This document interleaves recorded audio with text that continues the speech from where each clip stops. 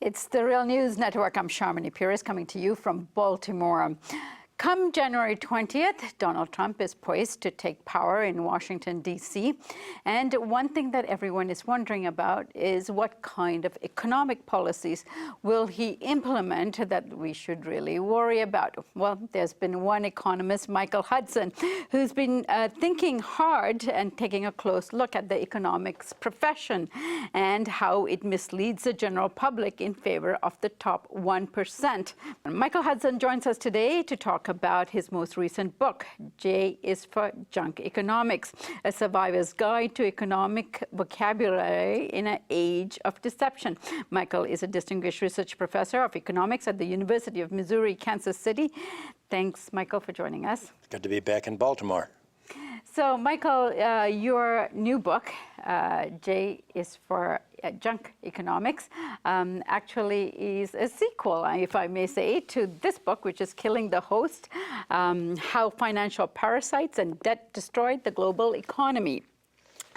And so give us a sense of your impetus for the new book. Well, the Killing the Host was basically a historical narrative of how the financial sector rose to power and how it sought to take over government and resist the tendency to democratization by really restoring a financial oligarchy and rolling back what in Europe were the 1848 revolutions, the revolutions to sort of free economies from landlords, from monopolies, and from the banks. By the late 19th century, there was a counter-move in economics, and that move redefined the idea of free markets. When Adam Smith and John Stuart Mill and even Marx wrote about free markets, they meant a market free of the idle rich, the idle landlords who collected land rent on a hereditary basis without working, with financiers and the bankers who then insisted that governments create monopolies to give them. The whole idea of industrial capitalism was to get free of all of these unnecessary costs. You don't need a landlord class to collect rent. You don't need monopoly rent. Around the late 19th century, the landlords fought back, and they claimed there is no such thing as unearned income. The whole essence of classical economics was to say there's a difference between value and price. Value is what it really costs to produce goods and services, and all that cost can be expressed in terms of what it costs to hire labor and keep it alive.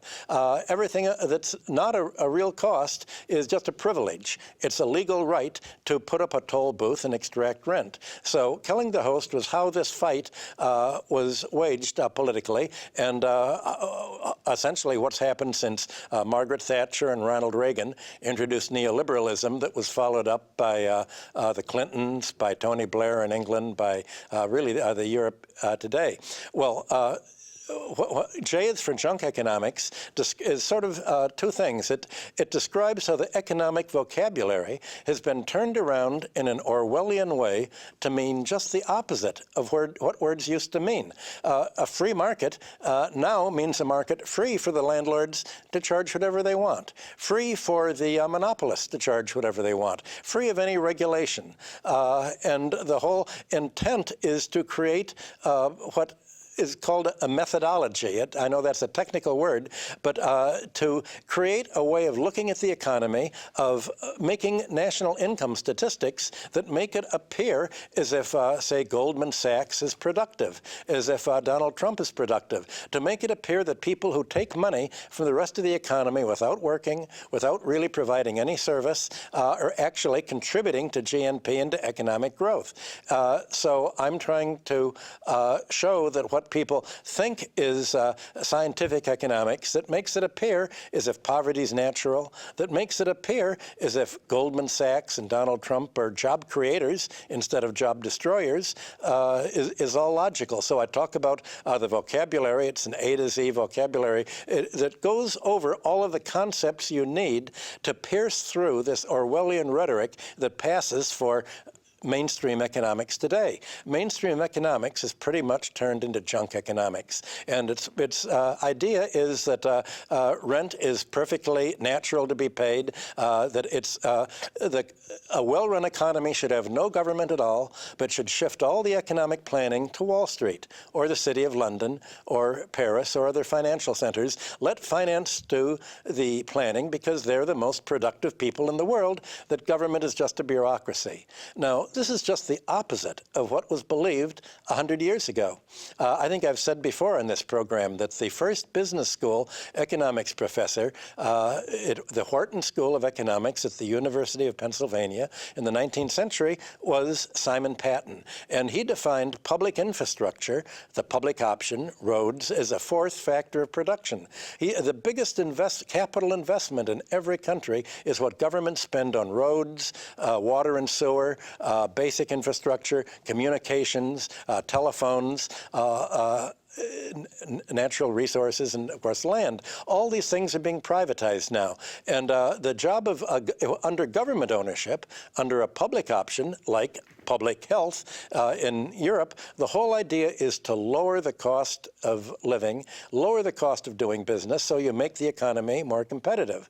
Well, under Thatcherism or Clintonism, or whatever you want to call it, the idea is to turn the sidewalks and over to the roads over to monopolists financed by Wall Street, to all of a sudden begin charging. And the result is to make America a high-cost economy.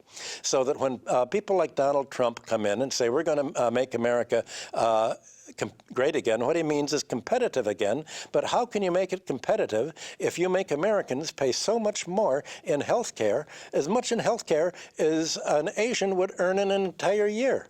If you gave Americans all of their food and clothing and everything they buy and sell for nothing, they still couldn't compete because of all of the costs that other countries pay for through the government health care, government spending, government roads. This was the dream of America in the 19th century. It's what made America the most competitive country in the world, enabled it to undersell others. What made Germany competitive, it's what made Japan competitive, and all of this is being undone now, as if this whole world that existed before 1980, before Margaret Thatcher, before Ronald Reagan, even before Bill Clinton, didn't really exist. And there's been an expurgation of all of the tools of thought, all of the vocabulary that used to distinguish between profits that are actually earned on capital investment, hiring people, and economic rent, which is just a toll booth to extort money over and above the actual cost of production. Now, you said something really important, which is that people, at least in this election cycle, started to believe that Donald Trump was a job creator rather than a job destroyer. What did you mean by that, and how have you been led down the garden path? I didn't mean that they actually believe that he's a job creator. He wanted to convince them that he was a job creator. And it's true, he did create a lot of jobs, probably not as many jobs as were lost by people gambling at his resorts. And I teach at Kansas City, and they just had a study of why do people go bankrupt in Kansas City. Well, they have a ship that goes in the river that people can go and gamble on. And most of the people who gamble find themselves, they can't afford to pay the rent. They've lost the jobs. They think there's only one way that I'm going to be able to pay the rent and not be out in the street. I've got to pay 100-to-1 payoff. If I don't, it's that or nothing. So for them, it's actually rational. You know, I'm probably going to lose, but the only way that I can keep my head above water is to win the lottery. And apparently, you know, they end up losing the lottery. So Donald Trump's idea is, if he can convince the working class that you can all be a millionaire, you're all going to win the lottery, wouldn't you like to be nice to millionaires for the time that you win the lottery? That's the game. Nice trick if you can pull it off. but I think it's a myth, and it's a myth that people want to, that leaders who represent Wall Street and the elites and the real estate interest want to promote in the hopes that somehow people will think of themselves, well, I could be a big capitalist. They're there, but for Donald Trump's father goes me, and I could do all that. But they really can't do that because the odds are stacked against them. And a good economic theory would show how the odds are stacked against people, why people are getting poorer and poorer since 2008. For the last 8 years, the entire Obama administration has been one downturn for the 95% of the population. All the growth has been at the top. We got to show them that. Yet when we heard President Obama speaking at various rallies to support Clinton's candidacy, in terms of his own legacy, all he talked about is how much better off we are in terms of what he inherited in 2008, which is true. No, that was a kiss of death. That's what lost the election for Hillary. Imagine Hillary going to the country and say, just think of how much better off you are than you were 8 years ago. Well, imagine what the people thought. Wait a minute, I'm not better off. I'm worse off.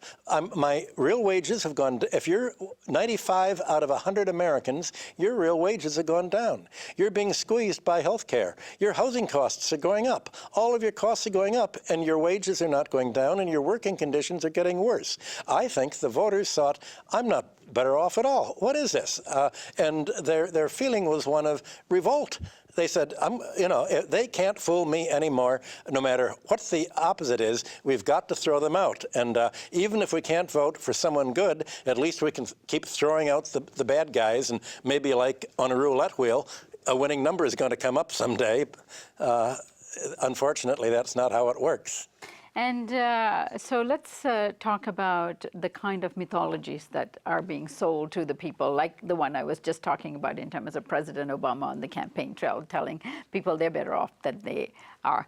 How are they being sold, these mythologies, and what are some of the terminologies that you cover in your book that leads people to believe what they're being told? Well, one way that he convinces them they're better off, he says GDP, gross domestic product, is going up. And it's true. For the economy, gross domestic product actually has gone up since 2008. The problem is it's only gone up for 5% of the population, but it's gone up for so much for Wall Street, so much for 5% of the population that it's larger than the decline of the 95%. Now, I don't know if I've talked about this on the show before, but I was just in Germany at an archaeological conference, and we were talking about the Roman Empire turning into feudalism.